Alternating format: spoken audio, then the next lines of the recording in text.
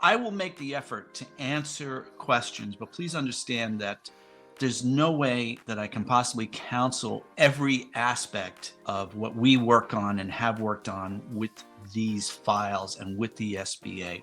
So if my answer seems to be kind of a generic or general answer, I'm not trying to be ambiguous, vague. I'm not trying to be a huckster and sell you something, or a shill, because we get accused of that. I'm just trying to give you the best information I can in the time allotted to us. But our resource hub, and you will hear me reference our EIDL and Disaster Loan Resource Hub, which you can purchase, and there'll be a link for that. You'll hear me reference that as a kind of a source of more detail if you want to be a DIY, do it yourself, and get that level of detail. Otherwise, again, ask you to be respectful of the fact that I want to try to answer questions, and if I sound that I'm being vague, I'm not doing that intentionally. I'm trying to cover the bases as best as possible. There's a lot that's nuanced about what we have interacted with the SBA for the last 5 years, and that nuance and those subtleties, I can't necessarily share those in an answer to your question.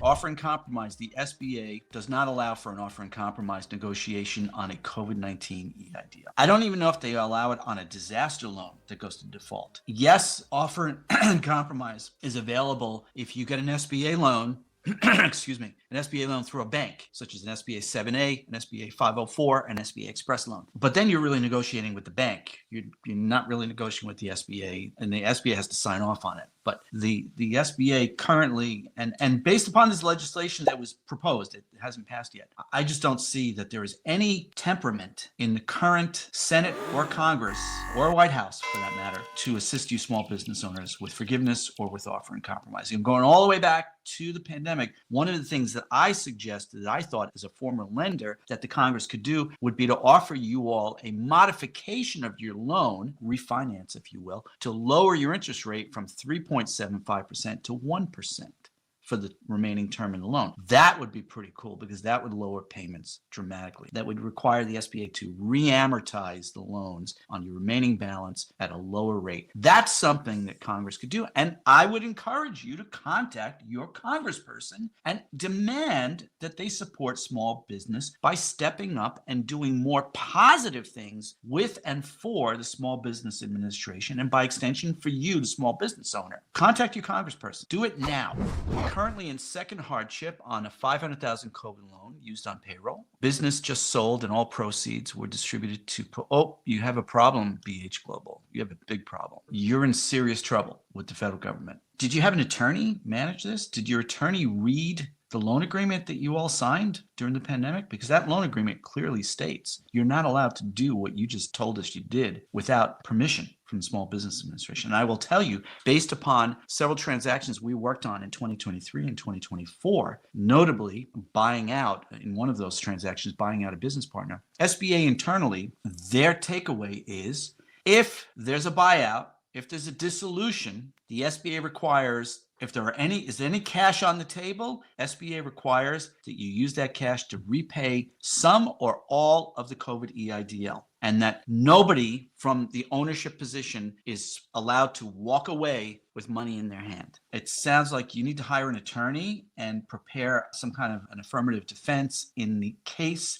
I don't know how you process this, but there's a UCC lien against the business. And because the loan's over $500,000, thank you, Linda, this is not legal advice. We would encourage you to contact an attorney to confirm what I'm saying to you. This is my insights based upon my experience as a loan officer and worked on the program. And now I lost my train of thought. UCC lien. Oh, thank you.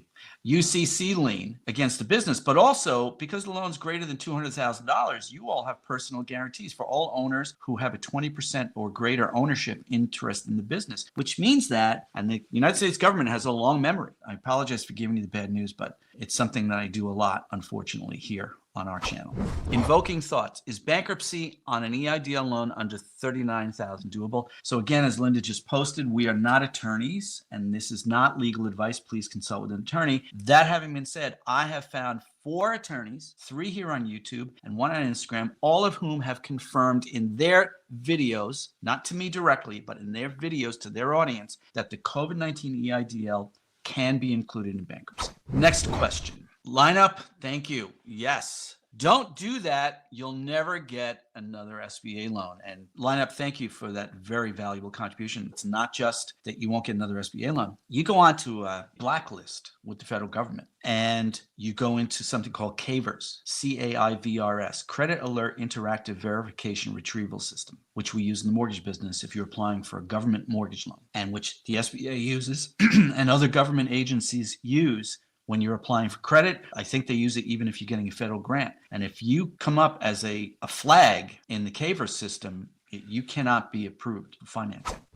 Everyone here looking for answers, the only way is more debt. I don't know that the only way is more debt. In my experience from the mortgage industry, credit is one of my areas of very special expertise. Like in the movie when he says, I have a very special set of skills. Well, I have a very special set of skills when it comes to credit. I have read thousands of credit reports. I've seen every credit situation imaginable. Linda and I have been together 10 years, and I told her a decade ago, I said, if I read someone's credit report, I can tell in less than 3 minutes the character of that person from reading their credit. And many, many Americans are shamed by the idea of bankruptcy. Except bankruptcy is a legitimate way to clean the slate. Why should you carry debt that you can't afford to pay back? I would encourage you, if you are in trouble with your business, or maybe your business is going along, but you're not making the kind of revenue and you're having difficulty making your payments on the COVID EIDL, I would encourage you to have a conversation with your CPA and with a bankruptcy attorney and explore your options. Do the research. Don't listen to me. I'm not an attorney. This is not legal advice. But bankruptcy is a viable option for many people, not for everybody. Because since there's a personal guarantee component for loans of $200,000 or greater on these products, some folks might have a conversation with their attorney, and their attorney says, well, look, we can do a business bankruptcy for the corporation, but then you're still on the hook for personal guarantee. You might have to file a personal bankruptcy as well. I can't answer that, but that is follow up on the Lineup statement. Everyone here is looking for answers. The only way is more debt. It's not necessarily more debt. Maybe it's time to reconfigure the entire business. Toshiba, I'm not good at business. For you folks who are just joining us maybe for the first time, Toshiba has been with us since the days of the pandemic. And he's one of our early purchasers of our EIDL Resource Hub, which lets me open the door to very briefly hucksterize and shill our services. And I use those phrases because we get folks commenting all the time, oh, just don't listen to this guy. He's nothing but a huckster, which I love. I subscribe to a lot of YouTube channels. In fact, when I'm entertaining myself, I'm mostly always on YouTube. I watch everything from history to cooking channels and all kinds of stuff. Yes, and even model car building, because when I was a kid, I built model cars. Okay, I said it. A lot of YouTube channels are selling something. I don't understand why people have an objection to us being business owners coming on here and giving away free advice as a component of selling our services. Now, we have the EIDL and Disaster Loan Resource Hub, which includes a downloadable PDF guidebook, which I designed in a way that answers every question you have in detail about these programs. The Resource Hub includes my special family recipe of templates that I have used in thousands of interactions. Most recently, just last night, with an appeal letter on a declined disaster loan, templates I created to help you be successful with the SBA.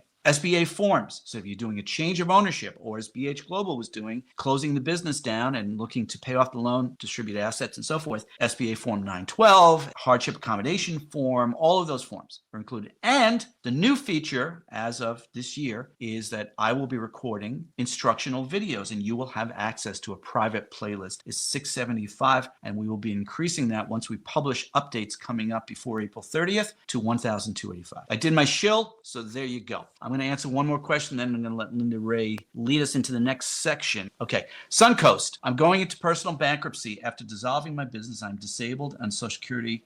Can Treasure Garden? Yes, I'm sorry. First of all, I'm sorry for you having to file bankruptcy and dissolve your business. We saw this happen last year when the SBA sent COVID loans to U.S. Treasury for collection. We had 2 or 3 clients that hired us to get the loans recalled, and their Social Security payments were being garnished right off the bat. That will happen. But here's the thing, Suncoast. I mean, you need to have this conversation with your attorney to include the COVID loan in your bankruptcy. Because as I mentioned earlier, I have found 3 attorneys here on YouTube, 1 attorney on Instagram, all of whom said, yes, the COVID EIDL loan can be included in bankruptcy.